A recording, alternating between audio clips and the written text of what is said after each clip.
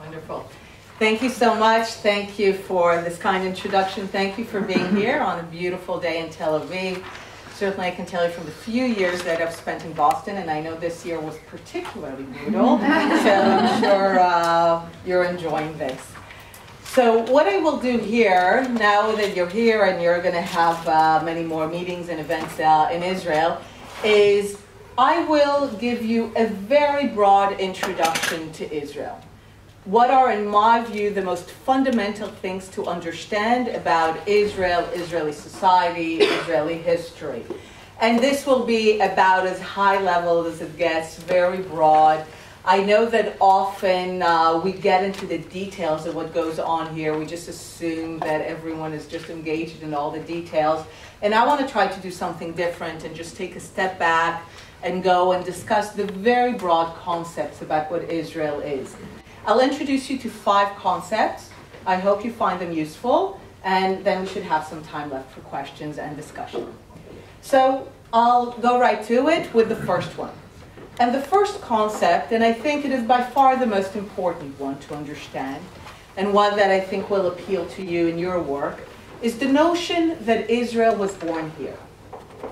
That Israel was an idea. Israel was a vision.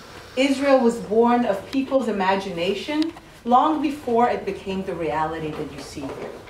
Now, of course, the land of Israel, the physical geography, existed since the beginning of Earth. And, and of course, the history of this place has been long. But the modern state of Israel, as we have it today, was first born in people's minds. It was first a vision, it was first an imagination, and only then did it become a reality. And I would argue that this is Israel's greatest strength and also one of our great vulnerabilities. It is a great strength because we are all heirs to people who have made the impossible possible. People who have imagined the establishment of the state and then went about to do it. We are all heirs to that, and this is part of the spirit that you will see in this place. We are all heirs to a person. His name is Theodor Herzl, one of the great visionaries, the person who imagined the state, who literally wrote the book, who said it, that if you will it, it is no dream. So the notion, and the you, by the way, that Herzl uses is the collective you, not the individual you. The dream of establishing the state of Israel is not about individual striving and success, as the American dream might be. It's a collective dream. It's about collective mobilization. So Theodor Herzl says, if you, as a collective, as a people, if you will it, if you have the will to make this, it is no dream. And we are all heirs to that. Now, we really need to understand why it was such an impossible idea at the time. Why it was considered so crazy, so insane. Because on the one hand, this was very much part of the history and tradition of the Jewish people. It rested on a very strong history. For centuries in exile, after the Jewish people, originally the name comes from the fact that they were from Judea here, the Jewish people lived in exile after Roman times and dreamt of returning here. Every Passover Seder, and we have Passover coming up soon, if you had a chance to participate in a Passover Seder, what we say every year, and Jews said it for centuries, whether they lived in Morocco or Poland, they ended the Seder by saying, next year in Jerusalem. Every time they got married, before they break the glass that you see on all the weddings, they speak of not forgetting Jerusalem. Zion is the other name of Jerusalem. So Jews for centuries, no matter where they lived, yearned to return to this place. So on the one hand, this was a very acceptable, established idea. But it was also a very messianic wish. One day, we will return to Jerusalem. They didn't really think that next year in Jerusalem. It was an expression of messianic wish. One day the Messiah will come, and he will take us from all corners of the world and bring us back to our homeland, to the Holy Land. So someday. So when people in the 19th century, such as Theodor Herzl, begin to think of establishing or reestablishing the state of Israel, they're building on Jewish tradition, on the desire to return. But at the same time, it's a complete break with history. It's a revolution. It's insane. Because what are they saying? They're saying, you know what? Literally next year in Jerusalem. And more than that, they are modern people, many of them secular. They are saying, we're not going to passively wait for the Messiah anymore. We are going to be our own messiahs. Is there any more modern idea? That you don't passively wait. You will be your own Messiah. You will shape your own future. So it's a complete break with Jewish history. It rests on Jewish history and the desire to return. But it's a break with this passive notion of waiting for the Messiah and this modern idea that we will take fate into our own hands. So this is considered a revolution, an insane idea. If you have a chance to read about Theodor Herzl, he's a remarkable character. He is the entrepreneur. He's truly someone who takes an insane idea and not just writes about it. He wrote the book about how to create it, the state of the Jews. A friend of mine recently said, you do realize that when Herzl wrote the State of the Jews, he was writing a funding proposal, an offering memorandum. It was essentially, he had an idea, and he was very specific about how this idea will be realized. It's quite amazing to read it. He's very specific about how to go about doing it, how banks will be established, how funding will be collected, how people will move here. And then he goes around, he tries to convince wealthy Jews to contribute. Most of him kind of call him crazy. So then what does he do? He's a very modern entrepreneur. He goes for crowdfunding. He goes for a lot of very poor Jews who give them each a little bit, and together they mobilize to make the dream a reality. And many actually conceived of him as a modern day Messiah. So we are all heirs to that. We are heirs to people who imagined and dreamt big and then made them possible. And it's what you see around you. Now, people talk about Israeli entrepreneurship and startup nation and high tech, but I would say that it's far bigger than that. It's not just about software and technology or medical equipment. It's really about the spirit that you could take the most crazy idea, the most insane idea, and make it a reality. One of my favorite quotes I read recently in a book about Herzl is from the Jews of Vienna. When his book came out, it was the talk of Vienna. And Vienna was a very Jewish city in the 19th century, a bit like New York is today. So it was the talk of Vienna, and people thought he was crazy. And they said one of the kind of common refrains was, the Jewish people waited to have their state for 2,000 years and it had to happen to me.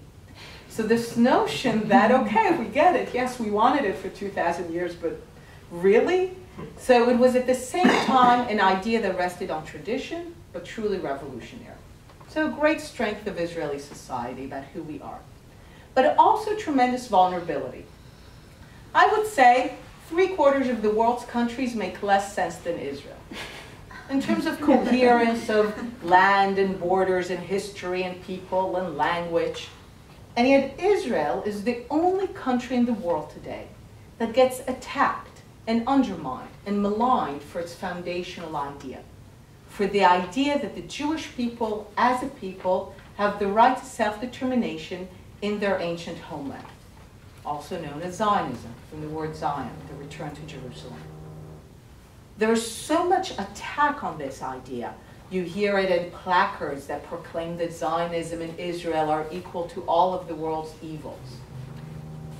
And I think that those who do that understand something very fundamental, maybe consciously, maybe not, about what makes Israel strong. I would say that what makes Israel strong is not our military, not our tanks, not our airplanes, not even our economy, and not even our people. I would say what that makes us strong is the idea that mobilizes the people. It's the idea that inspires people. People were willing to sacrifice, to go to great length in order to realize this idea. If you create a global intellectual atmosphere in which this idea is maligned, people think of it as evil, They don't want to be associated with it. They are afraid to call themselves Zionists, to speak about the inspirational idea that Zionism is. Then I believe that just as the construction of Israel followed the power of the idea, I truly believe that the destruction of Israel could follow if the idea weakens. So this is one of the great vulnerabilities and danger that I see to Israel today, greater than any supposedly physical one. Because I believe that if you prepare the minds and hearts of people to believe that there is an evil here, and it shouldn't be here, then ultimately physical action will follow. And this is a great vulnerability, and it all goes to the core of the fact that Israel is first and foremost an idea. So this is the first concept, and I think by far the most important one. And it's directly related to the second. The second is to understand that Israel is an immigrant society. Now you might say, big deal. Every society today is an immigrant society. But there are very few countries and societies that have immigration as their ideal. Not as an issue that you need to deal with, but as an ideal. Bring up your poor, your huddled masses, as an ideal. Typically, countries that have immigration as their ideal are countries that at one point in their history had to populate massive land mass and basically called people to come. So Canada and Australia and of course the United States. Those are countries that have immigration much more as an ideal, not as a fact of life that needs to be handled, but as an ideal. Israel is also a country, but the only small country, that has immigration as an ideal. Immigration in Hebrew, the word is Aliya. It means ascendance. It comes from the biblical times of ascending to the Temple Mount. The notion is that when Jewish people immigrate or return to the land of Israel, they ascend. And this is, again, a tremendous strength of Israeli society and one of our challenges. A strength, it will be obvious to you why. Immigrant societies are diverse, they're interesting, they're alive. There's an energy to a place where people come and continuously, and they come from all corners of the world. So this is a huge strength of Israeli society, and in fact, in this respect, Israel is probably the world's most remarkable immigrant society. Just to understand some of the numbers, the proportion. When Israel declared independence from the British Mandate in 1948, there were 600,000 Jews living here. Within the next decade, they absorbed 1 million Jewish refugees from Europe, from North Africa, from Arab countries. So 600,000 people absorbed 1 million people in the span of a decade. In the 80s and 90s, 4 million Jews here absorbed 1 million Jews who came from the former Soviet Union as the gates opened up after the fall of the Soviet Union.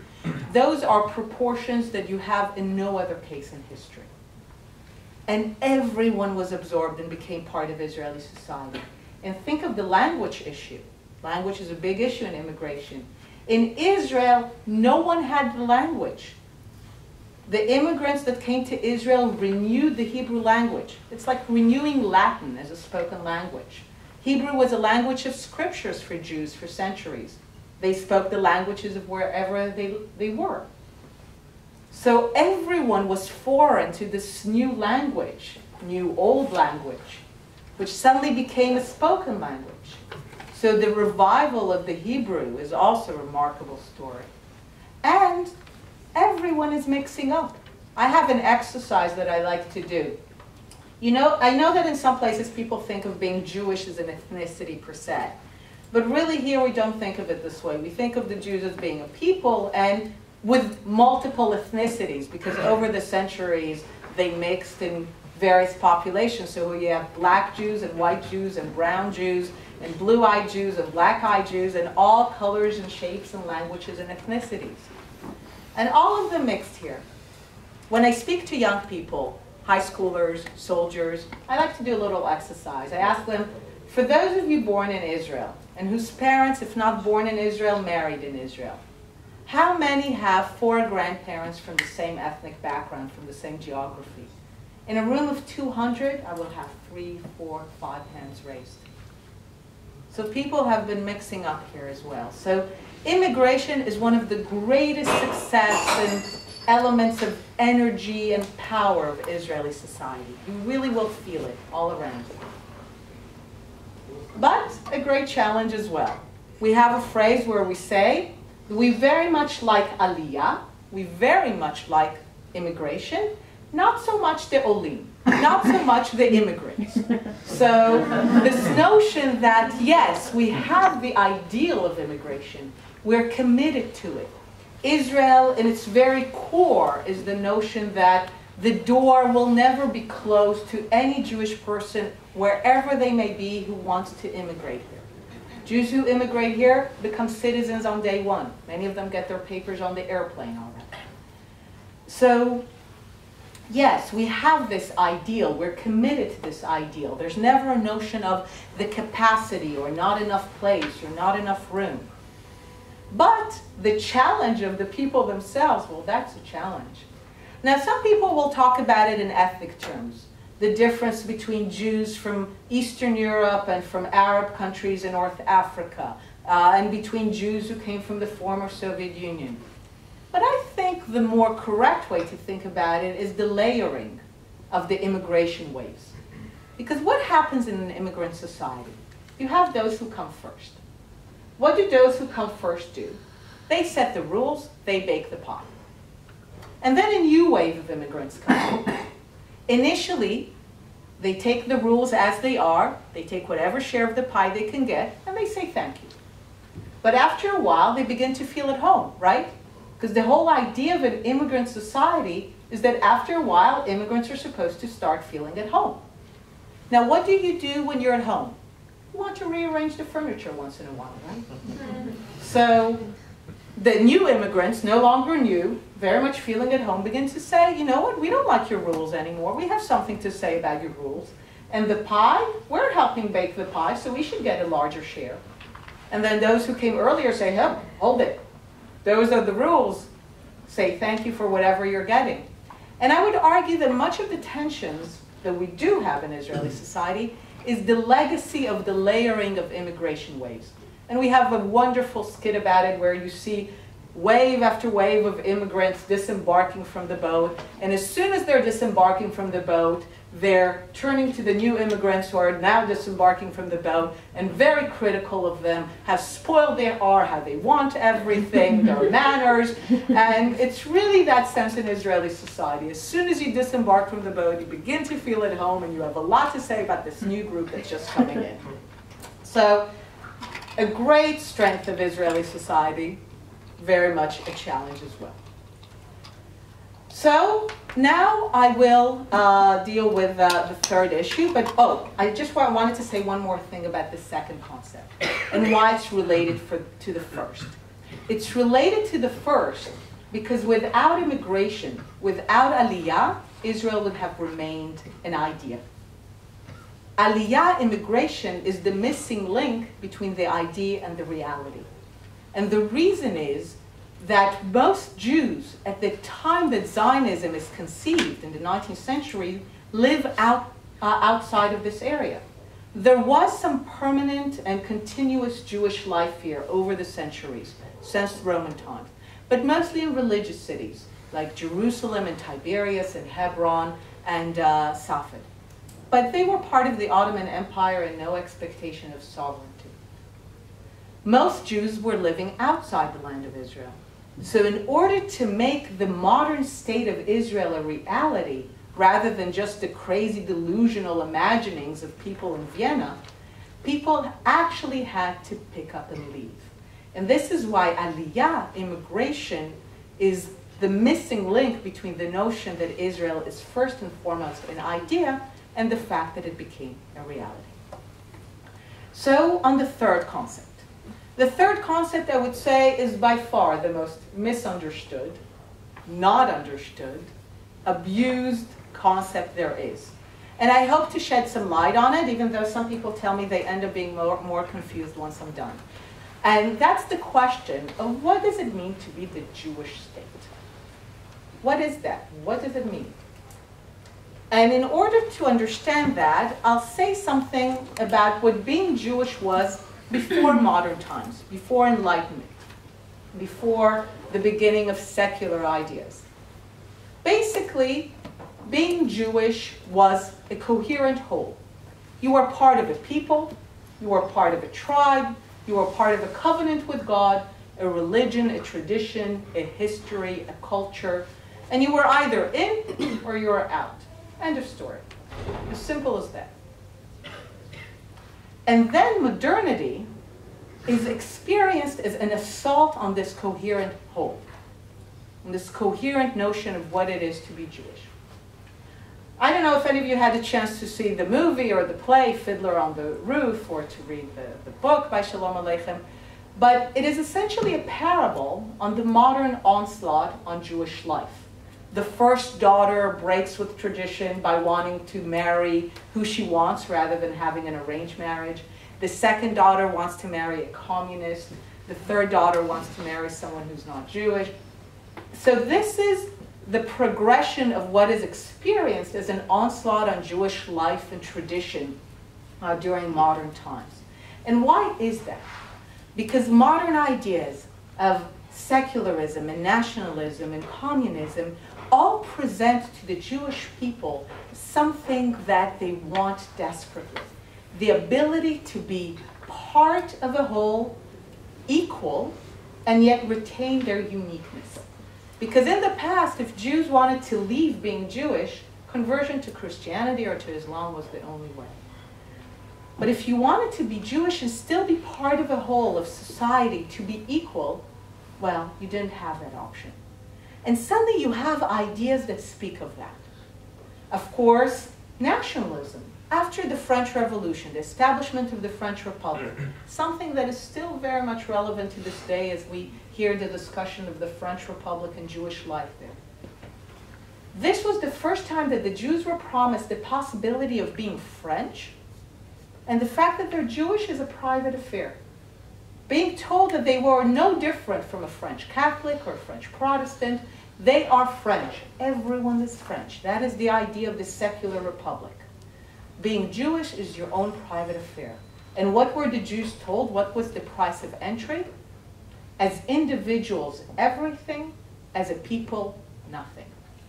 So the notion that individuals, as Jewish individuals, you could be part of the French Republic, equal, but no longer the notion that being Jewish is a nation or a people, because you are all French. And many Jews accepted that ideal, leaving the ghettos, joining, becoming French, British, German. Theodor Herzl, ironically, wanted nothing more than to be German, to be a German national, and a Jew. But he loved the idea of secular nationalism as an idea that enables everyone to be equal, yet no need to leave their Jewish identity behind. Communism. Why were so many Jews communists? Because this was again an appeal of utopia. Everyone will be equal. Everyone will be the same. And there's no need to give up the fact that you're Jewish because there's no religion. It is a utopia where everyone is equal. And many Jews answered to that call. And many immigrated, of course, to the United States with its own particular brand of what it offered. And Zionism emerges against this background. Theodor Herzl experiences this promise of nationalism ultimately as a lie, as a false promise. Whether it is in Vienna in his university days or later as a reporter when he reports on the Dreyfus affair, at the time what you begin to see is the emergence of what was considered a progressive scientific idea of race. And Jews are certainly not considered a different people or religion, but a different race. And Theodor Herzl is despondent by that because he says, I look like them, I speak like them, I am a Viennese. And if they tell me that all that doesn't matter because I am of a different race, then I have no hope. How can I change that? So he comes up with the following idea. He says, okay, the reason that we will always be considered different is that we don't have our own state. At a time that everyone's organizing into states, he says, if the Jews are to feel equal in this world, if they are to walk with their head held up high among the world's peoples, they need to have their own state. When there will be a state for the Jews, even Jews who don't live in that state will be more proud, will be able to feel as equals in this world. So when he conceives of the Jewish state, it's Jew like French, Jew like German. It's a national secular idea. And it's not an exclusivist idea. You read his books. He speaks of Jews and Christians and Muslims and Buddhists and atheists all living in the Jewish state. Because he thinks of it like the French Republic. It's the Hebrew Republic. So that is one clear conception of the Jewish state. Secular, national, non-exclusivist, egalitarian.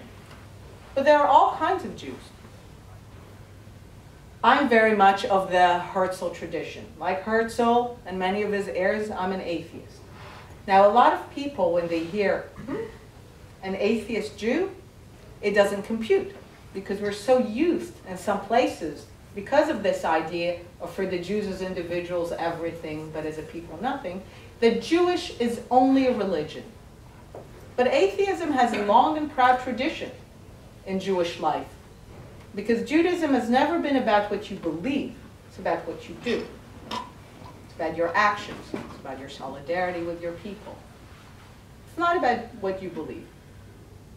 So, and Noah here has given me the phrase that if you want to understand the Jewish relationship to faith, you need to understand that in Judaism you can believe in one God or less. So those are your options.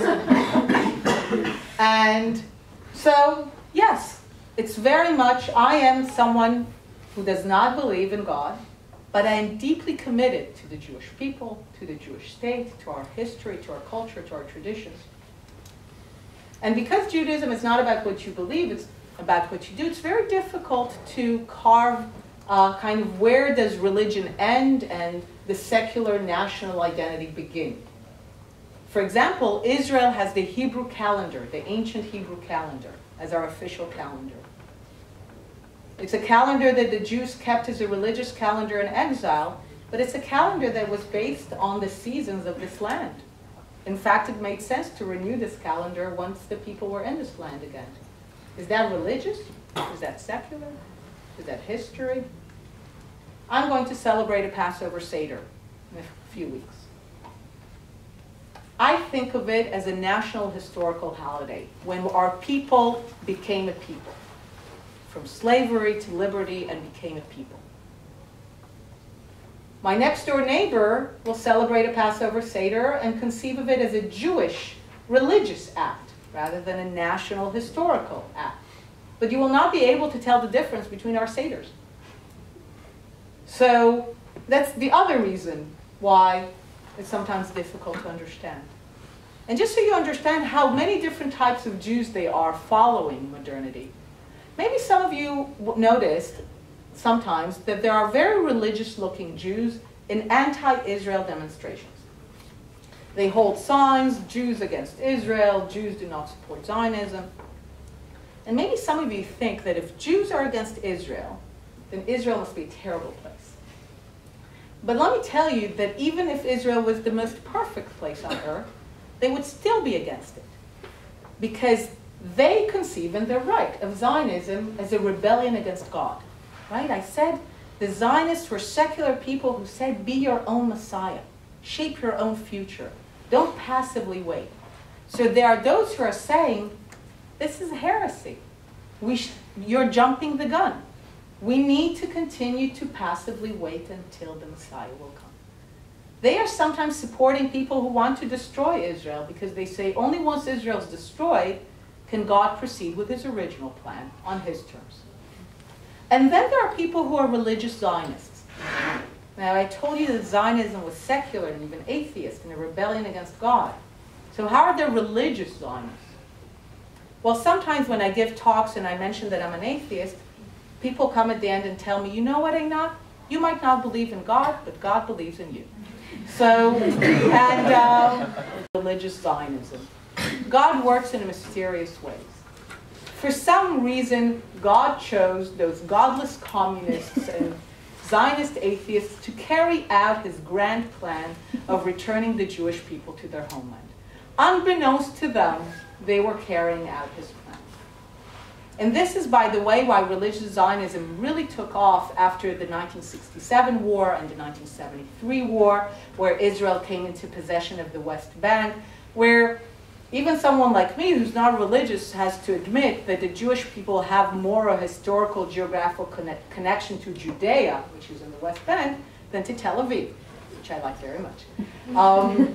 So the 67 and 73 were such dramatic events that many people felt that it could not but be evidence that God is working out his plan for the Jewish people in history.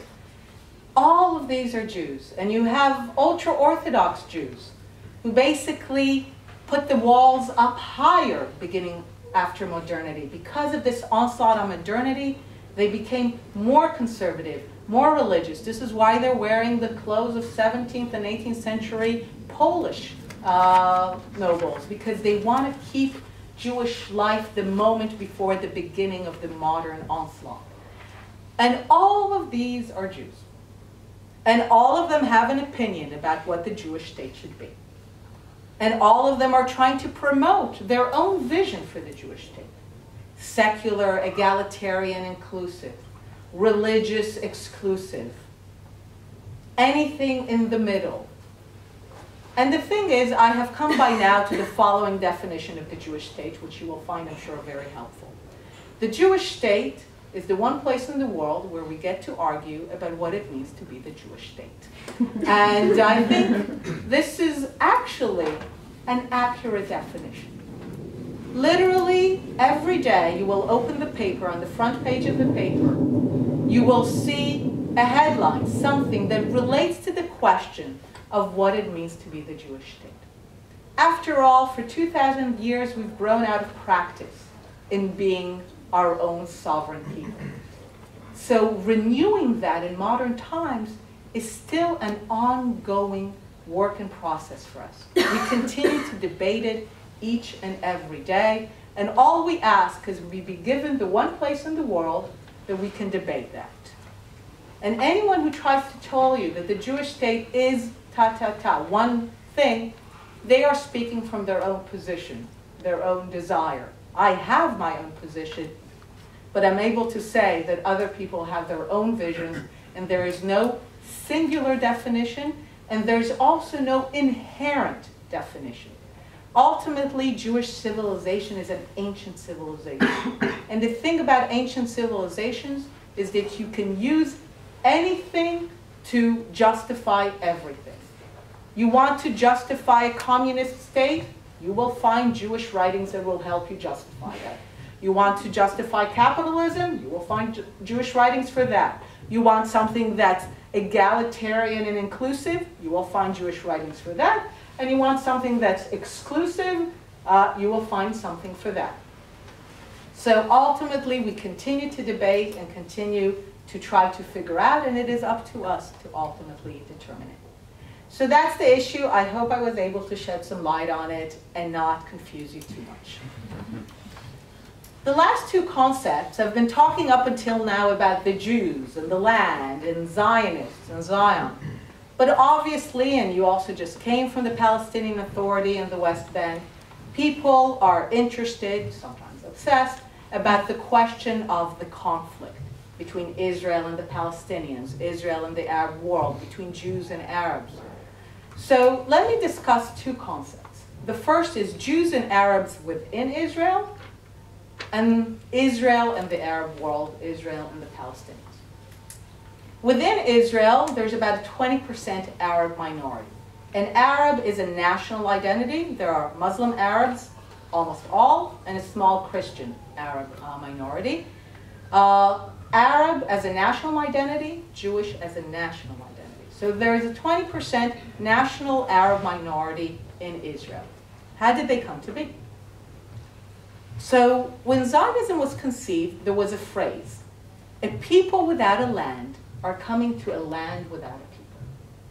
The people without a land, obviously the Jewish people, living as nomads among the host nations, even literally barred from physically being owners of land. People without a land. The land without a people, the land of Israel. Now, why was this considered a land without a people? People knew that there were humans living here. If you read Herzl's books, he talks about the Arabs in the Jewish state, and again, it's a very utopian, egalitarian vision. So everyone knows that there are people living here. So why is it considered a land without a people? For two reasons. One, at the time that Zionism emerges in the 19th century, this is part of the Ottoman Empire, an unimportant part of the Ottoman Empire. No major urban center of the Ottoman Empire is here. It's considered southern Syrian province. So not particularly important, not particularly settled. And at a time when Europeans think of the French as the people of France, and the Germans as the people of Germany, and the Italians now unified as the people of Italy, this place is not considered to have a people. Arab nationalism is still fairly dormant, and even Arab nationalism is across the region. There's no people that are particularly considered as attached to this land. And if anything, certainly in the European imagination, if this land belongs to any people, it's the Jewish people. This is the land of the Bible, these are the people of the Bible. So this is one reason why it's considered a land without a people. The other reason is that this is a time when travelogues begin to be published, and the most famous among them is Mark Twain. Mark Twain publishes a travelogue of his travels to the Holy Land, and he describes a desolate land, a poor land, an almost uninhabited land with some shepherds who appear to be stuck in biblical times. So in the popular imagination, people didn't travel that much. The notion is that this place is not very inhabited. Yeah, there are people here, not very developed. And certainly for people with an ideal of reestablishing a state, a sovereignty, this is considered to be a land without a people. And the individuals who live here, and you see it in all the early Zionist writings, are expected to be integrated into the new state that will be established. So, beginning at the end of the 19th century, Jews begin to immigrate here. And think of them. They are young idealists, most of them teenagers, leaving their parents behind, mobilized by this new, insane idea. They're going to do something new, something utopian. And they begin by purchasing tracts of land from landowners here. Even though they feel that they are returning home, they know that they need to get legitimacy. They purchase the land, they get the support of the Sultan, and they build new kind of ways of living that are utopian, egalitarian, because in their mind, they were not just going to establish a state, it was going to be a perfect state. So all of this is happening. And what began as small skirmishes between Bedouins and farmers and along kind of borderlands, when the British enter here, carving up the carcass of the Ottoman Empire in the wake of World War I, what they receive from the League of Nations, it's no longer legitimate to be an empire, they receive from the League of Nations a mandate for this land to help the Jewish people achieve sovereignty. That's actually the terms of the mandate. And under the British, these skirmishes develop fairly quickly as immigration continues into full-blown battles between two national movements. The Jewish people, the Zionist national movement, and an emerging Arab identity. At the time, still not called Palestinian. Even though this place is called Palestine, the word Palestine at the time has, if anything, a more Jewish connotation. The Palestine Philharmonic Orchestra, for example, became the Israel Philharmonic Orchestra. The Palestine Daily became a major Israeli paper. So at the time, it's an Arab nationalism, not yet specifically here. After World War II, the British basically go to the United Nations, the heir of the League of Nations, and tell them, take back your mandate. We can't handle it anymore. We can't fulfill our purpose. These guys are fighting too much. You decide what to do. And the United Nations says, split. And this has been the discussion ever since. a Jewish state, this is their phrasing, a Jewish state and an Arab state. The Jews say yes, even though they're not happy. It's half of what they were promised by the League of Nations. The Arabs say no, because as far as they're concerned, one half is one half too much. The Jewish people are foreign interlopers who have no business being here. War ensues. Israel declares independence as the mandate is over. Ceasefire lines are established after the war. Jordan gets control of the West Bank. Egypt militarily controls the Gaza Strip. And Israel is within the ceasefire lines that everyone now calls the Green Line or the 67 borders. They're ceasefire lines, not borders. Within those lines, there are Arabs who become citizens of the newly established state of Israel. Now think about them. They wake up the next morning and they are citizens of a state that they didn't want, they didn't dream of in Vienna, they didn't immigrate to, and they fought against its establishment until the very last minute. What are they going to do? From that moment, they have two responses that have remained to this day. The first is to say, okay, we didn't want this state, but it's okay. It's a democracy, we have our official rights. We need to make sure that it goes beyond official rights to really a sense of belonging and integration into society. The Jewish majority has tremendous sympathy for that kind of battle. It's a classic minority battle for belonging and integration. But they also say, and sometimes it's the same person, not a different person, who says, not until this country ceases to be what it was meant to be, no longer open to Jewish immigration from around the world, no longer Jewish symbols in the public sphere, no longer the Hebrew calendar, no longer the national expression of the Jewish people, only when it ceases to be that can we feel that we belong. When the Jewish majority hears that, they say, no thank you. And this is a struggle with which we have no sympathy. And this is what complicates the relationship even further. Add to that the conflict with the Arab world, and as the Arabs say it, my people are at war with my state, or my state, my country is at war with my people. And think about other situations in history when nations had national minorities while they were at war with the nation from where these minorities came. I would say most countries handled it far worse than Israel.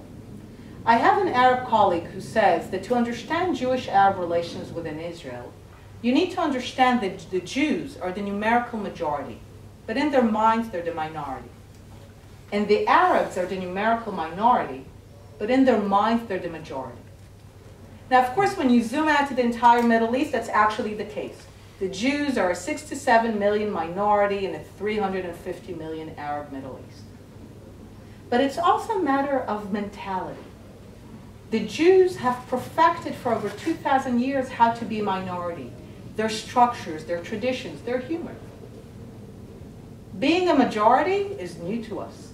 The sense of ease and confidence of being in your home. Being a majority, we're still uneasy about that. And the Arabs are the only Arab minority in the Middle East, where all countries are sometimes 100% Arab majority. That's a humiliating experience, especially from their perspective. This was supposed to be 100% Arab countries with no Jews. So there is much to be desired in Jewish-Arab relations within Israel. But I would say that sometimes we need to pause to realize that it's a miracle that they're not worse.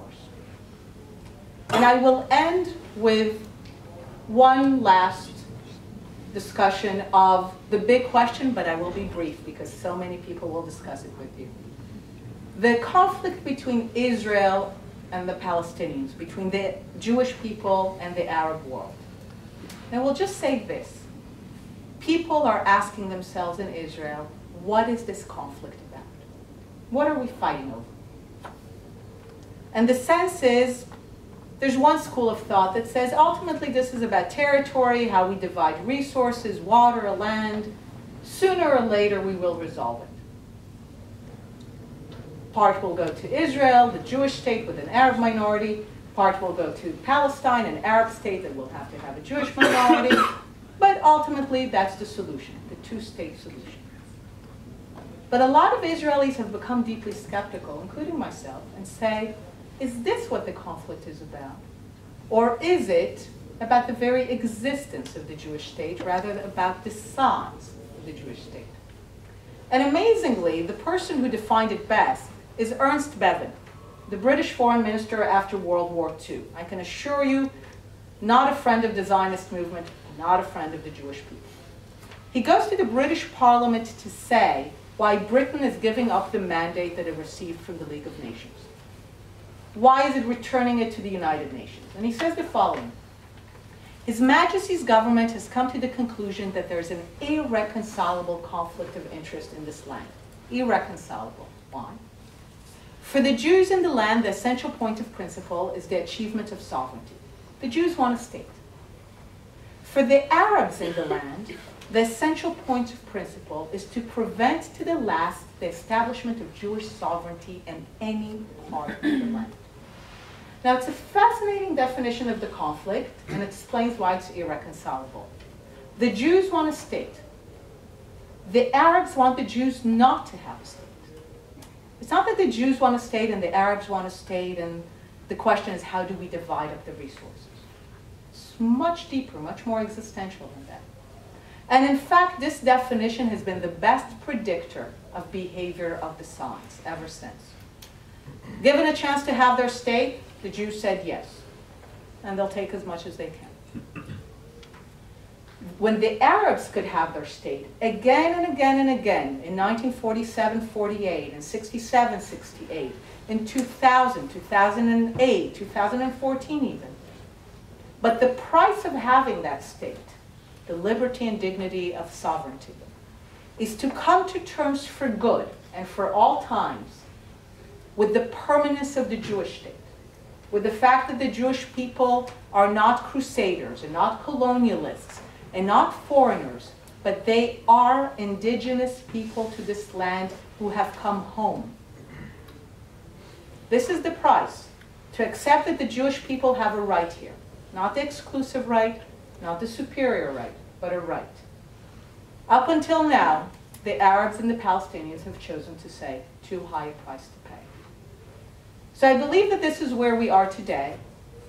But what I continue to work for and I continue to promote is a vision of peace that is based not just on technical issues of how to divide this land and where to draw the border, but a mutual and full recognition that there are two peoples on this land, the Jews and the Arab Palestinians. Both are indigenous to this land. Both have been shaped by it. Both have suffered for it. And both have a right to self-determination in it. So I hope that this was a useful introduction for you. And I believe we still have a few minutes for a couple of questions.